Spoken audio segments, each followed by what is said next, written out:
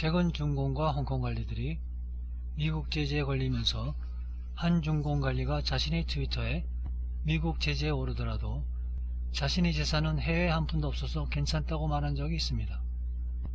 하지만 금융 전문가들은 뭘 잘 모르고 말하는 것 같다고 얘기했습니다.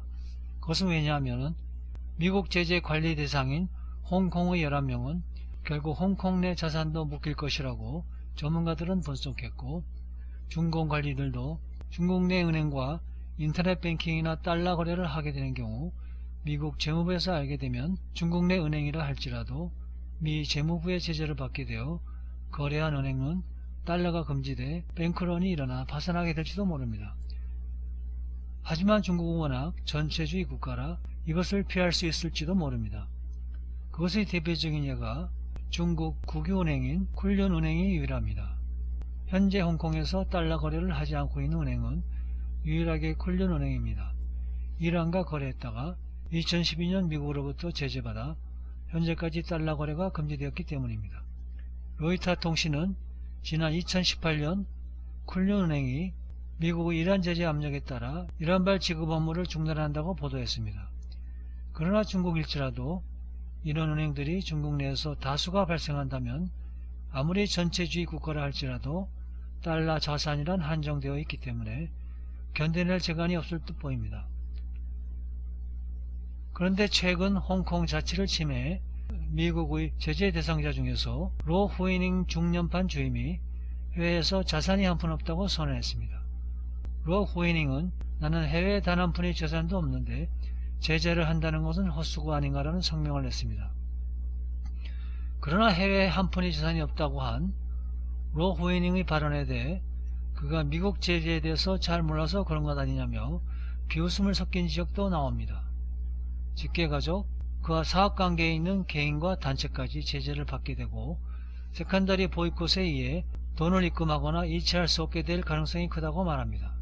예를 들어 사업할 때 지불해야 하는 많은 돈을 인터넷 뱅킹이나 수표나 어음 등을 사용하여 처리하지 못할 뿐더러 카드도 사용할 수 없으며 오로지 현금으로만 거래해야 하고 직장에서 받는 월급도 현금으로만 받아야 합니다. 이 의미는 개인 사업은 거의 불가능하게 되고 사실 이것으로 인해 거의 모든 사회생활을 불가능하게 만들 수도 있다는 것입니다. 그 밖에도 미국의 확대 간헐법의 위력을 자세히 알면 이런 말을 한 것을 후회하게 될지도 모른다고 합니다. 확대 간헐법은 미국 국내법에서 피해가 예상되는 지역으로 재판 간헐법을 확대 적용하는 규정입니다. 법률 효력이 미치지 않는 여기까지 제재를 가할 수 있습니다. 더군다나 영국계 스탠다드 차드, HSBC 등 홍콩의 주요 외국계 은행들은 미국을 포함해 영국, 유럽의회 등 국제사회의 제재를 준수하겠다는 성명을 내고 있습니다. 이러한 성명에는 리스크 대응을 위해 제재 범위를 확대할 수 있다는 내용까지 담겼습니다. 그러므로 홍콩 금융 전문가들은 제재 대상자들이 모든 자금이 동결될 수 있다고 관측했습니다. 지난 10일 홍콩 동아시아연구협회 연구원 지칭은 제재 대상자들은 자금 출처가 끊기거나 마찬가지라 사업을 할 수 없을 것이라며 은행권 자금뿐만 아니라 주식 채권과 같은 비은행권 자금도 운영이 차단될 것이라고 말했습니다. 그리고 제재 대상자들과 거래한 홍콩 주요 은행들은 시티은행처럼 대부분 미국에 지점을 두거나 본사를 두고 있어 미 재무부의 제재 영향을 받는다고 설명했습니다. 홍콩 금융계 출신의 지방위원 루지니는 홍콩 은행들은 제재 대상자들과 예금 대출 카드 등 모든 거래가 금지되고 대상자들의 자산은 모두 동결될 것이라고 했습니다. 루지니 위원은 제재 대상자들은 미국 지시에 따라 은행들로부터 동결된 자산을 어음 형태로 돌려받을 수도 있습니다.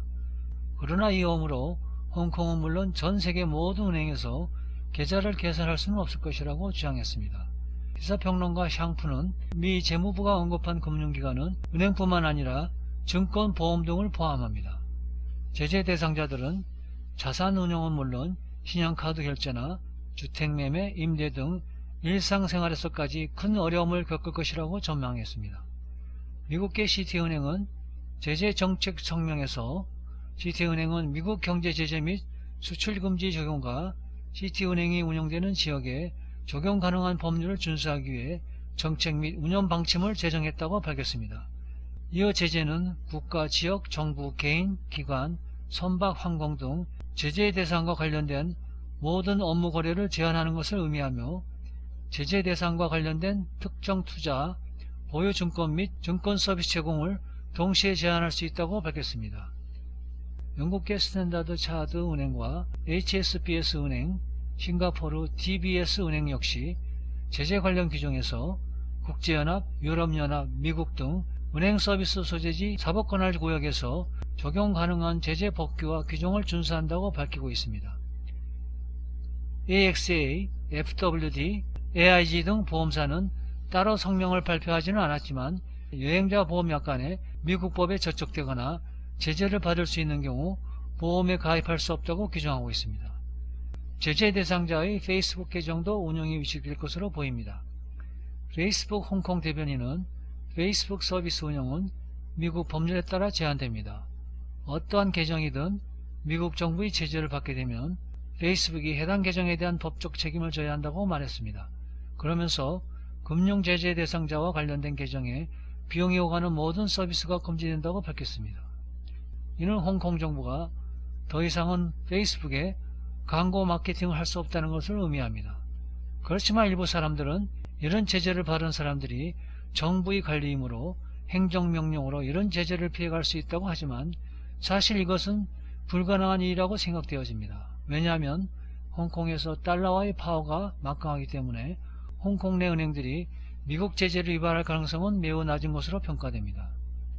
동아시아 연구협회 연구원 지칭은 홍콩 은행들은 제재 위반을 엄두조차 내지 못한다며 대형 은행들은 이를 위반하면 미국 지점들이 철수되고 달러 거래를 할 수 없게 되며 홍콩의 중국계 은행과 중소규모 은행들도 달러 거래를 해야 되기 때문에 제재 대상자들과의 거래를 꺼릴 것이라고 덧붙였습니다. 그렇지만 류진인 의원은 일부 은행들이 제재 대상자와 거래를 선택할 수도 있겠지만 큰 대가를 치를 것이라며 전세계 거의 대부분 은행이 달러 거래를 해야 한다고 말했습니다. 이어 일전에 HSBC의 경우 미국 법규를 지키지 않아 과징금을 부과받고 영업허가를 취소당할 뻔한 적이 있다며 미국의 이번 제재를 그냥 말로만 하지는 않을 것이라고 했습니다. 더욱이 이런 치밀한 제재가 개인 자신뿐만 아니라 직계가족, 그와 사학관계에 있는 개인 단체까지 제재를 받게 됨으로써 세컨더리 보이콧에 의한 돈 입금이나 이체를 할 수 없게 될 가능성이 큽니다. 그러면 그의 가족이 연관된 사람들은 통째로 이런 제재에서 벗어날 수 없으며 그야말로 잘못하면 완전히 사회적으로 매장되어 집안 내에서 스스로 갇혀 손가락만 빨고 살게 될지도 모릅니다. 그런데 이런 사실들을 한국 좌파 세력들도 잘 알고 있을런지는 모르겠습니다.